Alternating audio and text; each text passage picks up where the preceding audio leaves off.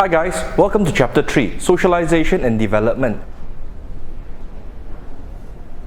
In this chapter, we look at what are some of the factors that makes a person who he is. How did a tiny little innocent baby grow up to be someone like Adolf Hitler? How does someone as harmless and as tiny grow up to be some of the greatest businessmen in the world? What are some of the factors that make us grow up the way we did? Socialization is the process of social interaction that teaches the child the intellectual, physical, and social skills needed to function as a member of society. Through socialization, children learn their culture and acquire a personality. Now, depending on the ways that we were brought up as a child, the things that our parents taught us, the things that we learn from our brothers and sisters, what is it that we should be proud of? What is it that is good for us to learn? What is the motivation for us to wake up in the morning and to do something? What are some of the things that we were rewarded for? And what are some of the things that we were given punishments for?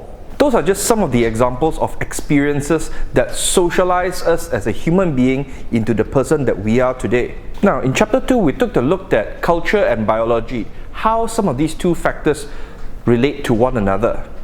Let's have a closer look at this too. How did we grow up from that tiny little baby to the person that we are today and the person that we will be in the future? Every human being is born with a set of genes, inherited units of biological material. Basically, our genes help determine things like our height, our skin color, our eye color, our fitness levels. These are some of the factors that will affect us growing up, no matter how we were brought up by our parents and our relatives. Nature versus nurture, a false debate. Now, this is basically an argument on which affects us more as a human being. Is it nature, inherited characteristics, the things that we were born with, our skin color, our height, the way that we look, or is it nurture, socialization experiences? Are we more affected by the way we were born, or are we more affected by the experiences that we live through? Which is more important in the development of a child to adulthood? Whenever you see a person who is good or bad, someone who enjoys making other people suffer, someone who have a tendency to tell lies, murderers, rapists, robbers, are they a product of nurture or are they a product of nature? In order to understand some of that, let's begin with this. Deprivation and development. Human infants, basically little babies and children, must develop social attachments.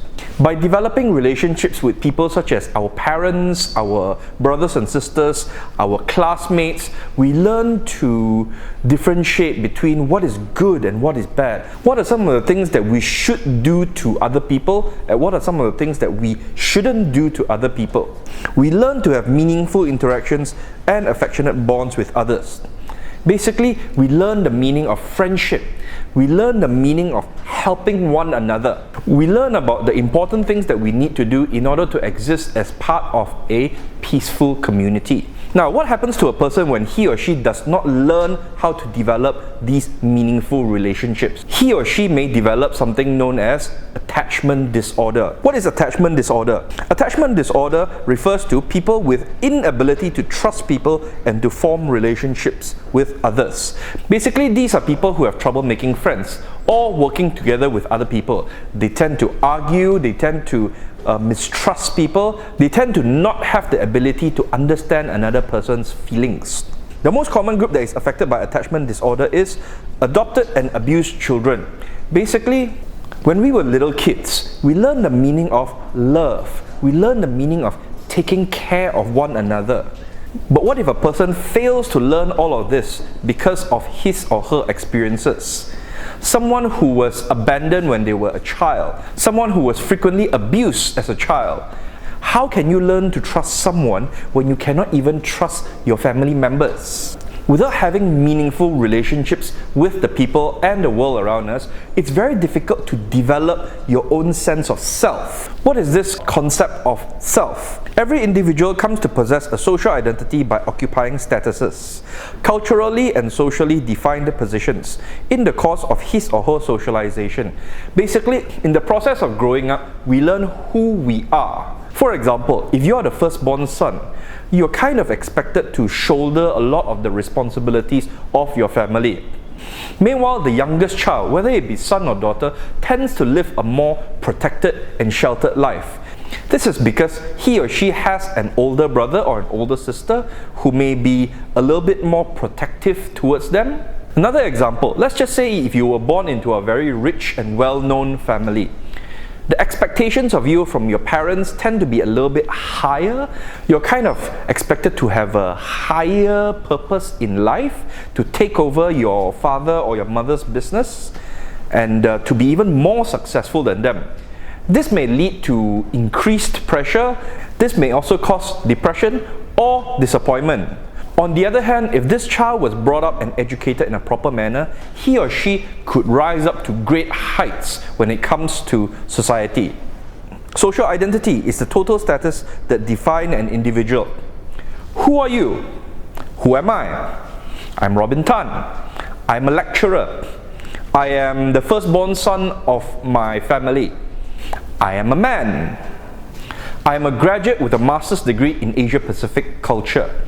I'm someone with many years of working experience with TV stations, event management companies, and human resources. So, what does this mean for me personally? What is expected of me from my parents, from the company that I'm working for, and from my students?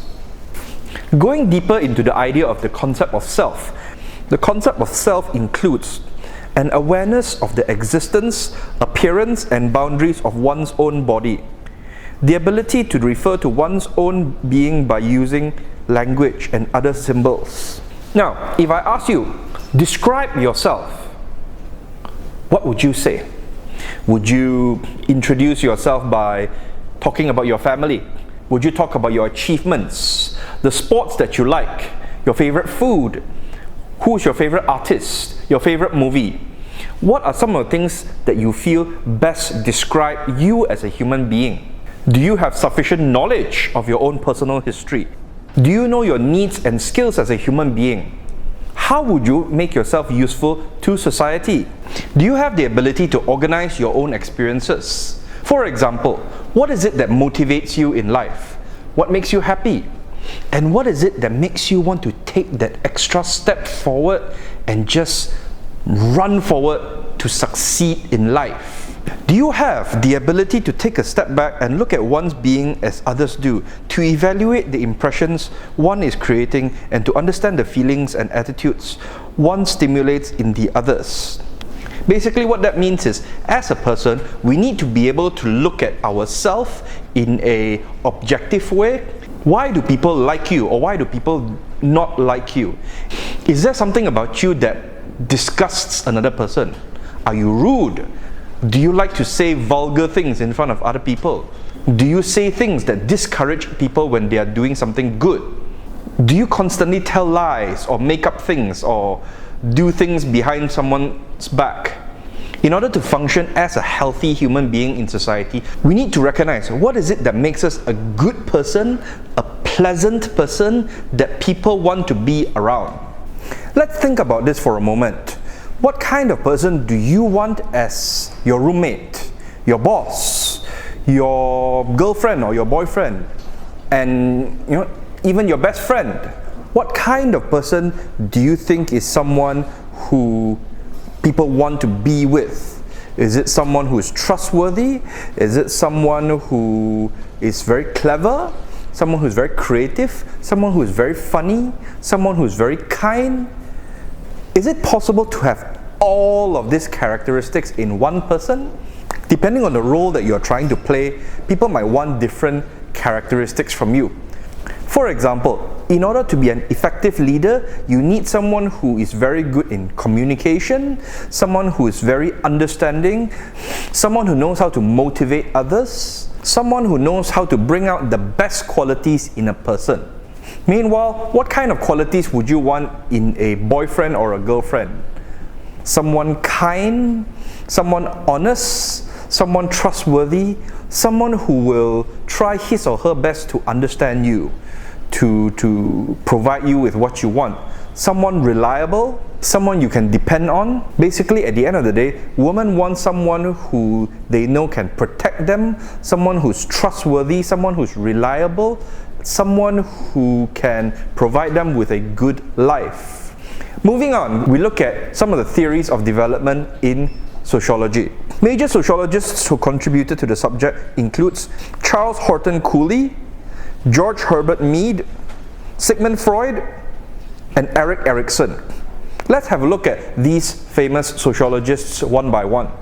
Charles Horton Cooley came up with the idea of the looking glass self. Cooley was a symbolic interactionist, meaning he observed and saw things around them as symbols. What does something mean? We imagine how our actions appear to other people. When we put on a nice shirt, when we put on a tie, when we dance for a TikTok video, we imagine how we look to other people. Do we look silly? Do we look funny? Do we look graceful? Or do we look absolutely beautiful? We imagine how people judge us through our actions. We make some sort of self-judgment based on the presumed judgment of others. In effect, other people become a mirror or a looking glass for us. We react or we feel based on how we think other people think about us. Do other people think that we are a reliable person? Do other people feel that we are annoying? Do people feel that you are handsome or very, very cute? How does all of this affect your thinking and your actions? Our self-esteem and how we feel at the end of the day is very much affected by the world around us. Next up, we have George Herbert Mead. Now, Mead was a student of Cooley. He divided human identity into two parts, the I and the me.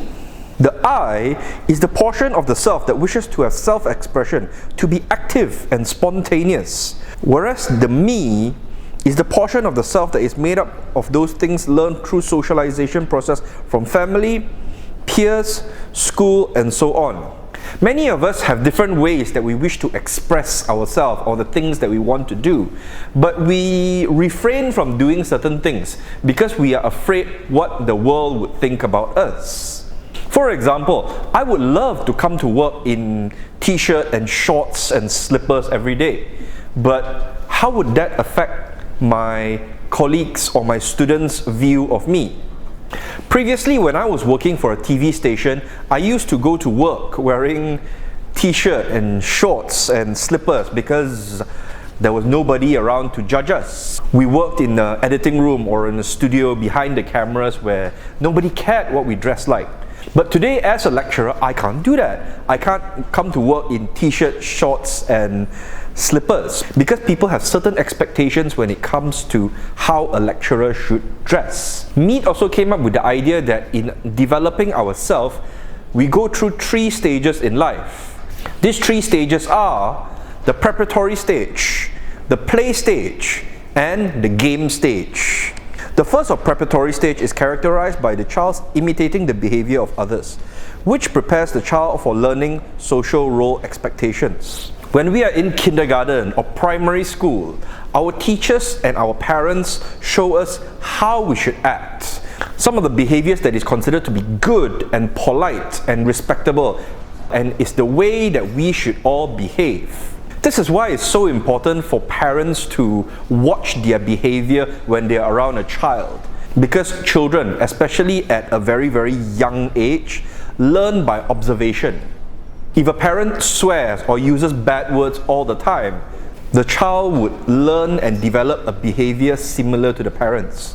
Whereas if the parents were very kind and loving and says kind words like thank you and please all the time, the child would grow up to be a very polite or a pleasant human being. In the second stage or play stage, the child has acquired language and begins not only to imitate behavior, but also formulate role expectations, playing house, cops and robbers, and so on. At this stage, we learn how to form relationships and interact with others. We learn how to play games in groups with other people. We learn how to work with other people. We learn that in order to be successful or functional in real life, we need to work with other people. We also learn more about the good, the bad, and what is acceptable in society. In the third or the game stage, the child learns that there are rules that specify In the third or game stage, the child learns that there are rules that specify the proper and correct relationship among players. Now this is where we enter into the real world. It may be a stage that we are going into college, or we are going into the working world, where we have to work with real people, where failure to do so may have very serious or dire consequences. Next up, we look at Sigmund Freud. Freud is a very prominent figure in the development of psychology. He came up with the idea of the id, the ego, and the superego. It refers to the drives and instincts that Freud believed every human being inherits, but which is, for the most part, remain unconscious. As human beings, we have certain desires, like when we are hungry, we wish to eat. When we are thirsty, we want to drink. When we are sleepy, we want to sleep, so on and so forth. Superego refers to society's norms and moral values as learned primarily from our parents. As we grow up, we learn that even though we have certain things that we want, it doesn't mean that we are going to get it or we should get it. This is due to moral values. Just because I see something that I want that maybe belongs to my classmate or my friend, it doesn't mean that it is okay for me to take it for myself. Just because I see a pretty girl that I fall in love with, it doesn't mean it's okay for me to do certain things to her. And finally, we have the ego. The ego tries only not to mediate in the eternal conflict between the id and the superego, but also finds socially acceptable ways for the id's drives to be expressed. What are some of the ways to express our inner desires or our wants? For example, if I see a very beautiful or a very attractive girl that I've fallen in love with and I want to make her my girlfriend, I may have to do certain processes. Like, for example, I might start off by making friends with her, and then I might do certain things like be nice to her, be very helpful to her, ask her out for dinner, say nice things to her. This is part of the process that is considered acceptable in society in getting what we want. That's it for part 1 of today's lecture. Let's take a short break. Be sure to come back for part 2. I'll see you shortly.